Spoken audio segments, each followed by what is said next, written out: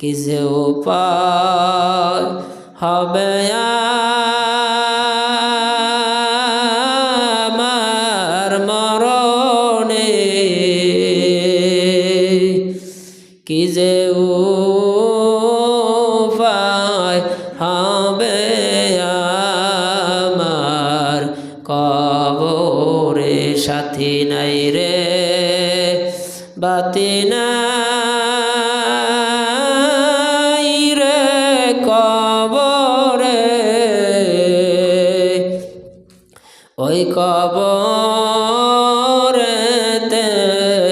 আল্লাহ সারা বন্ধু নাই, সাফে কাটবে গুরজা মারবে, হায় রে হায় পালায়া যাওয়ার তো আর কোনো রাস্তা নাই রে। আলহামদুলিল্লাহ আলহামদুলিল্লাহ নাহমাদুহু ওয়া নাস্তাঈনুহু ওয়া নাস্তাগফিরুহু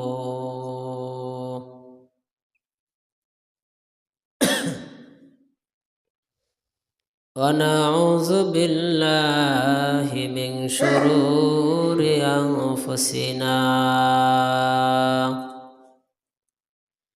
من يهد الله فلا مضل له ومن يضلله فلا هادي له،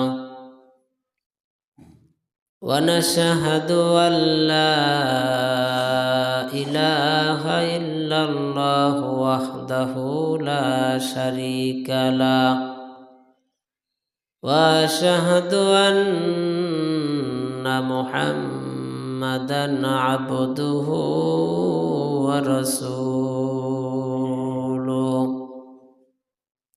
أما بعد إن الله وملائكته يصلون على النبي يا أيها الذين آمنوا صلوا عليه وسلموا تسليما،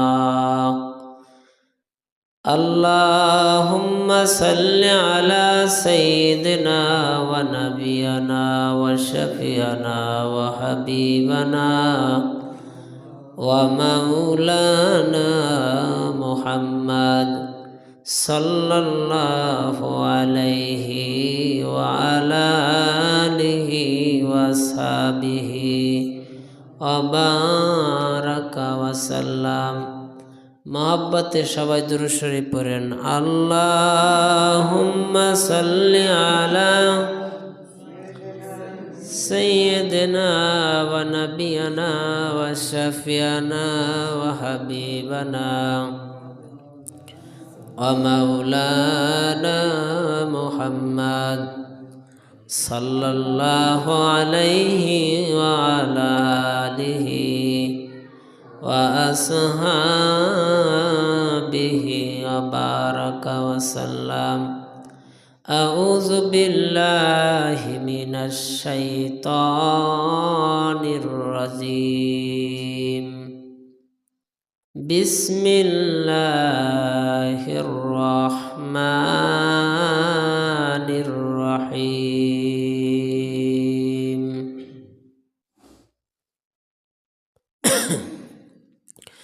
وما خلقت الجن والإنس إلا ليعبدون، وقال رسول الله صلى الله عليه وسلم طلب العلم فريضة على كل مسلمين والمسلمات، صدق الله المولانا العظيم وصدق رسوله النبي الكريم। লা ইলাহা ইল্লাল্লাহ লা ইলাহা ইল্লাল্লাহ লা ইলাহা ইল্লাল্লাহ জোরে লা ইলাহা লা ইলাহা ইল্লাল্লাহ লা ইলাহা ইল্লাল্লাহ লা ইলাহা ইল্লাল্লাহ মুহাম্মাদুর রাসূলুল্লাহ সাল্লাল্লাহু আলাইহি ওয়াসাল্লাম। আল্লাহ পাকের বান্দা জনাবে মুহাম্মদুর রাসূলুল্লাহ সাল্লাল্লাহু আলাইহি ওয়াসাল্লামের প্রিয় উম্মতগণ, শুকরিয়া আদায় করি মহান রব্বুল আলামিনের দরবারে, যে রব্বুল আলামিন আপনাকে আমাকে হায়াত দান করে, ভালোবেসে মায়া করে, মহব্বত করে, সুস্থ রেখে আল্লাহ তাআলা পবিত্র জুমার দিন জুমার নামাজ আদায়ের জন্যে আল্লাহ তাআলা আপনাকে আমাকে মসজিদে আসার বসার তৌফিক দান করলেন। সে রব্বুল আলামিনের দরবারে কালিমাতুশ শুকুর আদায় করেন। সকলে আওয়াজ দিয়ে জবান খুলে চিল্লাইয়া বলি আলহামদুলিল্লাহ। আল্লাহ পাক রব্বুল আলামিন পবিত্র কালামে পাকের মধ্যে অসংখ্য আয়াতে কারিমা তেলাওয়াত করেছেন। তাহার মধ্য থেকে ছোট্ট একটি আয়াতে কারিমা আমি তেলাওয়াত করেছি। আল্লাহর নবীর জবানের ঘোষিত অসংখ্য হাদিস থেকে একটি হাদিস আপনাদের মাঝে তেলাওয়াত করেছি। আল্লাহ পাক রব্বুল আলামিন এ হাদিসের মধ্যে, কোরআনুল কারীমের মধ্যে এবং আল্লাহর রাসূল হাদিসের মধ্যে আল্লাহ তাআলার বান্দা বান্দির জন্য কোন পথটা সঠিক, কোন পথ খারাপ, এ সম্পর্কে বহু দিক নির্দেশন দিয়েছেন। তা আল্লাহ তাআলা পবিত্র কালামে পাকের মধ্যে যে আয়াতে কারিমা আমি তেলাওয়াত করেছি, আল্লাহ বলেন ওমা খলাকতুল জিন্না ওয়াল ইনসা ইল্লা লিয়াবুদুন। এই আয়াতের মধ্যে আল্লাহ বলেন আমি মানুষকে বানাইছি বেহুদা না, অযথা বানাই নেই, বানিয়েছি ইল্লা লিয়াবুদুন, একমাত্র আমি আল্লাহর ইবাদতের জন্য। সুবহানাল্লাহ। কিসের জন্য বানাইছেন? একমাত্র আল্লাহ তাআলার ইবাদতের জন্য আল্লাহ বানাইছেন। অন্য কোনো উদ্দেশ্যে আল্লাহ আপনাকে আমাকে বানায় নাই। যে উদ্দেশ্যে বানাইছেন সে উদ্দেশ্যটা কি? ইল্লা লিয়াবুদুন, একমাত্র আল্লাহর ইবাদতের জন্য। তা আল্লাহর ইবাদত করার জন্য আমাদের আল্লাহ তাআলা যে ইবাদতগুলোর কথা আমাদেরকে বলেছেন ওগুলো করার নামই ইবাদত। আল্লাহর হুকুম মানার নামই কি? ইবাদত। আল্লাহ তাআলা আমাদেরকে যেই হুকুমগুলো করেছেন ওগুলা মানার নাম কি? ইবাদত। আর ওই হুকুমগুলা না মানা, এর নাম হইল আল্লাহর নাফরমানি করা। তা আমরা কি আল্লাহর ইবাদত করব না আল্লাহর নাফরমানি করব? জোরে বলেন। ইবাদত মানে কি? হুকুম মানা। ইবাদত মানে কি? হুকুম মানা। কার হুকুম? আল্লাহর হুকুম মানা। আল্লাহর হুকুম মানলে আল্লাহ বান্দার উপর খুশি না বেজার? কি বলেন? আল্লাহ খুশি। কার উপরে খুশি হবে? যেই বান্দা বান্দি আল্লাহর হুকুম মানতেছে, আল্লাহ ওই বান্দা বান্দির উপর কি হবেন? খুশি হয়ে যাবেন। এজন্য আল্লাহর হুকুম মানা আর নবীর সুন্নাত তরিকা অনুযায়ী চলা। আল্লাহর হুকুম মানা, নবীর সুন্নাত তরিকা অনুযায়ী চলা, আর মা বাবার খেদমত করা। মা বাবার খেদমত করা।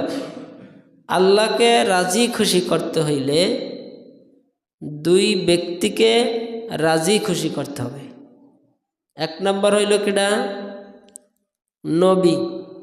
নবীর সুন্নাত মানতে হবে, নবীর অনুসরণ করতে হবে, তাহলে নবী খুশি হয়ে যাবে। মা বাবার খেদমত করলে মা বাবা সন্তানের উপর কি হবেন? খুশি হয়ে যাবেন। মা বাবাকে বেজার করে কোনো মানুষ জান্নাতে যাওয়ার আশা করতে পারে না। আবার মা বাবা খুশি, আল্লাহর নবী আপনার উপরে বেজার, আপনি জান্নাতে যাওয়ার আশা করতে পারবেন না। আবার মা বাবা আপনার উপরে খুশি, আল্লাহর রাসূল আপনার উপরে বেজার, আপনি জান্নাতে যাইতে পারবেন না। এক কথায় আল্লাহকে পাইতে হইলে নবীর সুন্নাত তরিকা অনুযায়ী চলা লাগবে, মা বাবার খেদমতও করা লাগবে। সেজন্য আল্লাহ আমাদেরকে দুনিয়ার মধ্যে পাঠাইছেন কিসের জন্য? ইবাদতের জন্য। ইবাদত মানে কি? হুকুম মানা। ইবাদত মানে হুকুম মানা। তা আল্লাহ তাআলা আপনার আমার জন্য কিছু হুকুম করছেন। কি করছেন? কিছু হুকুম করেছেন। হুকুমের মধ্যে আজকে আমি যে আলোচনা শুরু করেছি,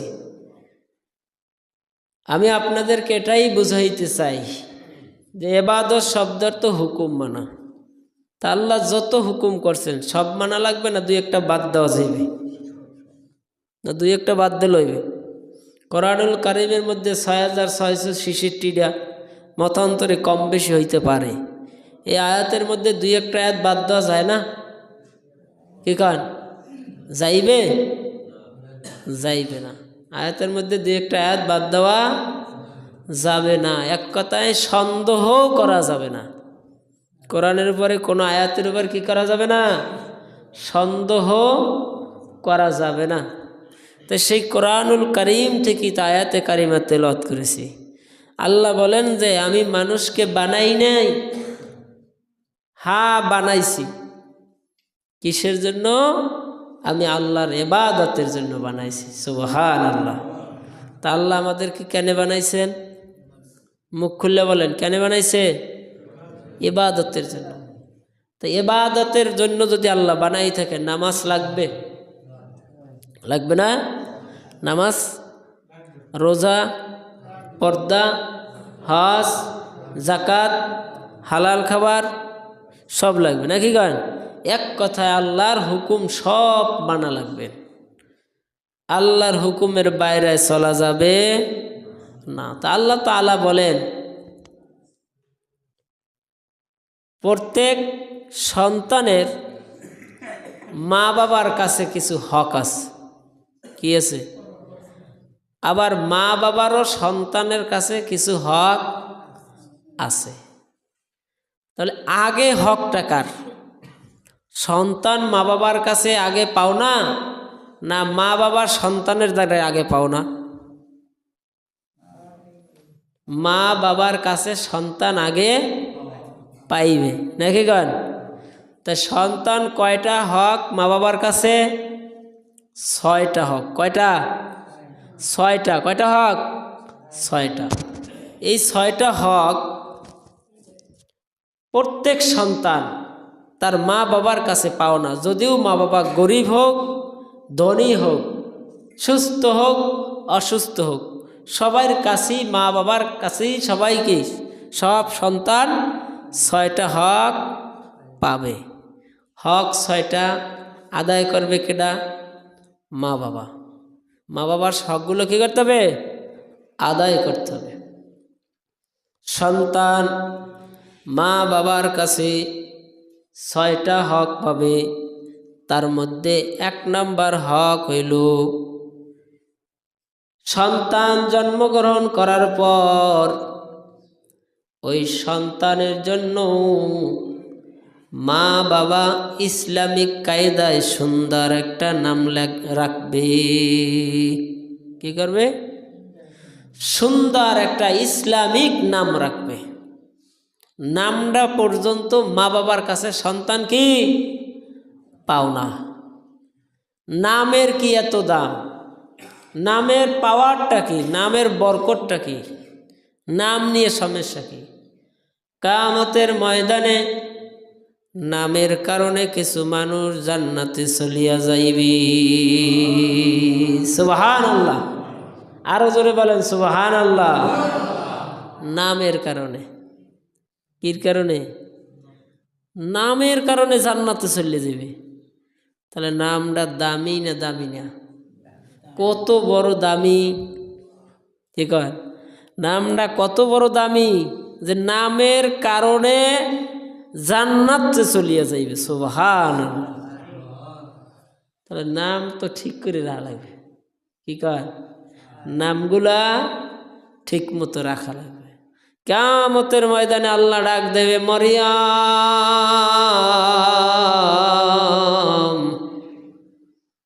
আল্লাহ যখন মরিয়াম কইয়া ডাক দেবে, হাজার হাজার লক্ষ লক্ষ মরিয়াম মাওলার কাছে হাজির হইয়া যাইবে। সুবহানাল্লাহ। ডাক দিছে কি কইয়া? মরিয়াম। যত মানুষের নাম মরিয়াম ছিল সমস্ত মহিলারা কিয়ামতের ময়দানে আমার মাওলার সামনে হাজির। হাজির হওয়ার পর আমার মাওলায় ডাক দিয়ে বলবে, তোমরা সবাই আসছো কেন? আমি তোমাদেরকে ডাকি নাই, আমি ডাকছি ঈসা নবীর মা মরিয়মরে। কারে ডাকছি? ঈসা নবীর মায়ের ডাকছি, তোমাকে ডাকি নাই। বান্দা কেমন সুন্দর করিয়া আমার মাওলার কাছে আরজি করবে আর বলবে, মাবুদ গো, তুমি মরিয়াম কইয়া যখন ডাক দেছো তুমি তখন বলো না ঈসা নবীর মা মরিয়াম, তখন বলো নাই। আমরা মরিয়ম নাম শুনছি, আমরা চলে আসছি, আমার নামও মরিয়াম, আমার নাম মরিয়াম। আমার মাওলায় বড় দয়ার মাওলা, বড় মায়ার মাওলা, দয়ার মাওলা। আমার মাওলায় ডাক দিয়া বলবে, বান্দা বান্দিরা, তোরা যখন ঈসা নবীর মায়ের নাম মরিয়ম, ওই মরিয়ম নামের সাথে তোর নামটাও মিলাইয়া রাখছো, আজকে আমি মরিয়মের মাফ করিয়া দিলাম। সাথে সাথে যত জনার নাম মরিয়াম আছে সবাইকে মাফ করিয়া দিলাম। সুবহানাল্লাহ। মাফ পাইছে কির কারণে? নামের কারণে। কির কারণে? নাম রাহে কেডা? যারতা হে রাহে না মা বাবাই রাহে? তাই মা বাবাই নাম রাখবে বুঝছে না? না বুঝছে? বুঝছে শুনে ভালো একটা নাম রাখতে হবে সন্তানের। ভালো একটা নাম রাখলে ওই নামের উসিলায় কিয়ামতের ময়দানে আমার মাওলায় মাফ করিয়া দেবে। আমার মাওলায় ডাক দেবে, আব্দুল্লাহ।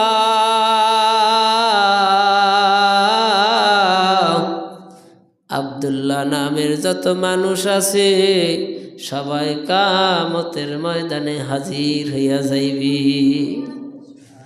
আমার মাওলায় বলবে, আমি তোমাদেরকে তো ডাকি নাই। বান্দা ডাক দিয়া বলবে, মাবুদ গো, তুমি আমাদেরকে ডাকো নাই, কিন্তু আমার নাম তো আব্দুল্লাহ। আমার মাওলায় বলবে, আমি ডাকছি আমার নবী, আমার বন্ধু মুহাম্মদুর রাসূলুল্লাহ সাল্লাল্লাহু আলাইহি ওয়াসাল্লামের বাবা আব্দুল্লাহ রে।